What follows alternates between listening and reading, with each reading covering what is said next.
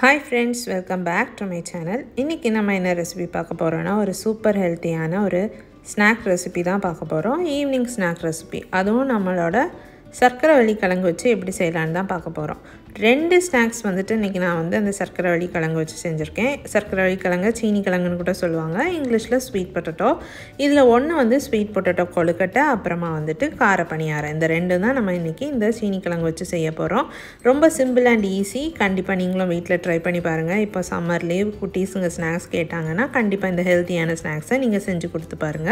அதுக்கு முன்னாடி என் சேனலை யாரும் சப்ஸ்கிரைப் பண்ணலன்னா கைண்ட்லி சப்ஸ்கிரைப் பண்ணிக்கோங்க. அப்படியே பக்கத்துல இருக்க பெல் ஐகானையும் டர்ன் ஆன் பண்ணிக்கோங்க.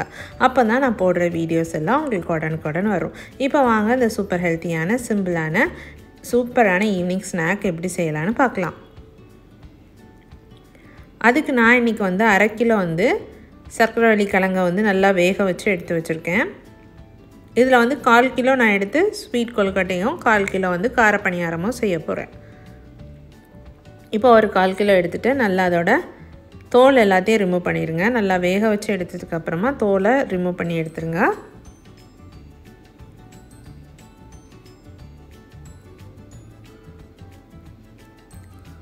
எடுத்துட்டு ஒரு பவுலுக்கு ட்ரான்ஸ்ஃபர் பண்ணி வச்சுக்கோங்க. இப்போ இதை நல்லா மசிச்சுக்கோங்க.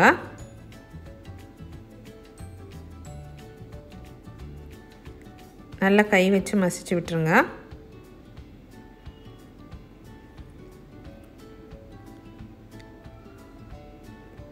கொஞ்சமாக தேவையான அளவு உப்பு சேர்த்துக்கோங்க.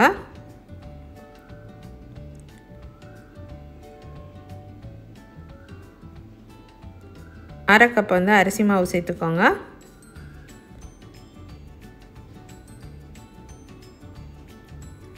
சேர்த்து நல்லா மிக்ஸ் பண்ணிக்கோங்க. கொஞ்சமாக தண்ணி தெளித்து அதையும் மிக்ஸ் பண்ணிக்கோங்க.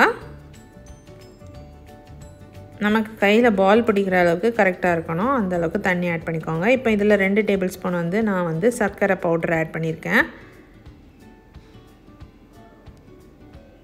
பொடிச்ச சர்க்கரை தான் அது. அதுக்கப்புறமா 1 டேபிள் ஸ்பூன் அளவுக்கு வந்துட்டு தேங்காய், 1 table spoon tutti frutti, 1 table spoon வந்து கிஸ்மிஸ், இதெல்லாம் சேர்த்து நல்லா மிக்ஸ் பண்ணிக்கோங்க.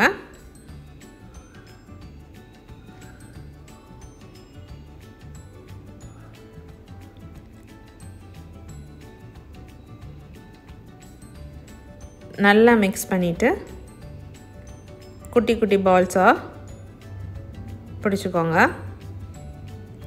உங்களுக்கு வேணும்னா இதில் வந்து ட்ரைட் நட்ஸ் கூட ஆட் பண்ணிக்கலாம். வேறு எதுவும் ட்ரை ஃப்ரூட்ஸ் ஆட் பண்ணனா கூட ஆட் பண்ணிக்கலாம். நல்லா டேஸ்ட்டாக தான் இருக்கும்.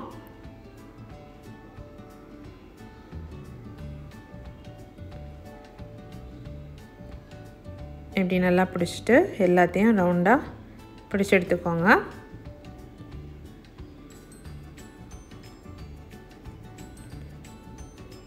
கிழங்கு சும்மா கொடுத்தா குட்டீஸ் சாப்பிடலன்னா கண்டிப்பாக இந்த மாதிரி ட்ரை பண்ணி பாருங்கள். கண்டிப்பாக சாப்பிடுவாங்க.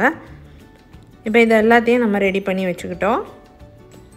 இப்போ இதை நம்ம வந்து ஆவியில் வேக வச்சு எடுக்க போகிறோம். நம்ம இதை ஃப்ரை எதுவுமே பண்ண போகிறதில்ல. ஜஸ்ட் வந்து ஆவியில் வேக வச்சு எடுக்க போகிறோம். இப்போ இட்லி குக்கரில் வந்துட்டு அரேஞ்ச் பண்ணிக்கோங்க. அரேஞ்ச் பண்ணிவிட்டு மூடி போட்டு ஒரு 5லேருந்து 10 நிமிஷத்துக்குள்ளாடி எடுத்துடலாங்க. வேக வச்சு எடுத்துக்கோங்க. ஏன்னா ஆல்ரெடி அது எல்லாமே வேக வச்சது தான். இப்போ கார பணியாரம் செய்கிறதுக்கு அகெயின் வந்து 250 கிராம் வந்துட்டு கிழங்கு எடுத்துக்கோங்க. இப்போ கொஞ்சம் வெஜிடபிள்ஸ் எல்லாம் கட் பண்ணி வச்சுருக்கேன். 1 டேபிள் ஸ்பூன் அளவுக்கு வந்துட்டு ஆனியன், அப்புறமா 1 டேபிள் ஸ்பூன் வந்து கேப்சிகம், கேரட், அப்புறம் கொஞ்சமாக பச்சை மிளகா, கருவேப்பிலை, கொத்தமல்லி தழை இவ்வளோத்தையும் வந்து குட்டி குட்டியாக சாப் பண்ணி வச்சுருக்கேன். ஃபஸ்ட்டு வந்து இது அவ்வளோத்தையும் நம்ம லைட்டாக வதக்கி எடுத்துக்கலாம். கொஞ்சமாக எண்ணெய் ஆட் பண்ணிவிட்டு இந்த வெஜிடபிள்ஸ் அவ்வளோத்தையும் ஃபஸ்ட்டு லைட்டாக சாட்டே பண்ணி எடுத்துக்கோங்க.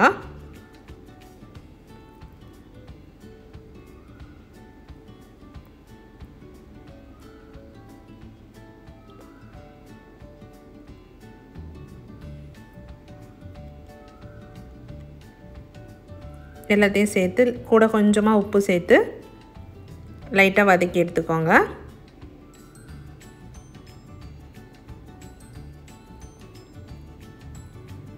இப்போ நம்ம மசிச்சு வச்சிருக்க கிழங்கு கூட வந்துட்டு அரை கப் வந்து கோதுமை மாவு சேர்த்துக்கோங்க. 1/4 கப் அரிசி மாவு சேர்த்துக்கோங்க. கொஞ்சமாக உப்பு சேர்த்துக்கோங்க.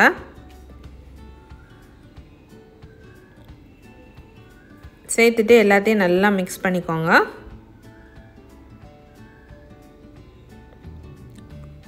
மிக்ஸ் பண்ணிவிட்டு அது கூடவே தண்ணி ஊற்றி மிக்ஸ் பண்ணிக்கோங்க. கொஞ்சம் வந்து வாட்டரி கன்சிஸ்டன்சி, அதாவது நமக்கு பணியார மாவு அந்த அளவுக்கு வந்து தண்ணி ஊற்றிக்கோங்க.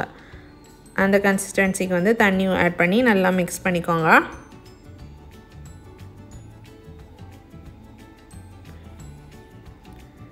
இந்த அளவுக்கு நல்லா மிக்ஸ் பண்ணிக்கோங்க. இப்போ இதில் வந்து நம்ம வதக்கி வச்சுருந்த வெஜிடபிள்ஸ் எல்லாத்தையும் ஆட் பண்ணிக்கலாம்.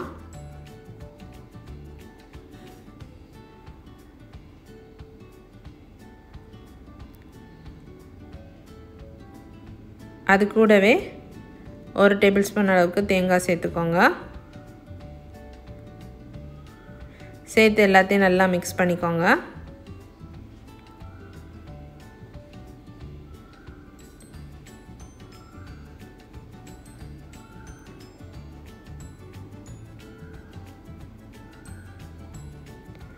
இப்போ குழிக் பணியாரம் பேன் வந்துட்டு நல்லா ஹீட் பண்ணிக்கோங்க.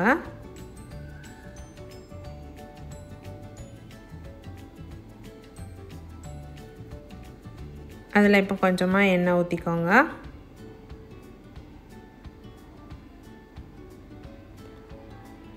இப்போ இதில் நம்மளோட எண்ணெய் கொஞ்சம் நல்லா ஹீட் ஆனதும் நம்ம மாவு வந்து அதில் ஊற்றிக்கலாம்.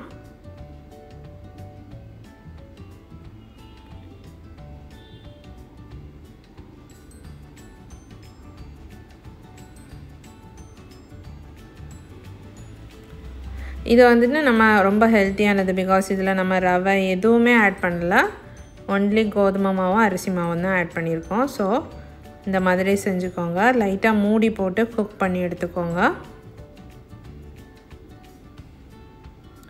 ஒரு சைடு குக் ஆனதும் அடுத்த சைடு மாற்றி போட்டுருங்க. மாற்றி போட்டு குக் பண்ணிக்கோங்க.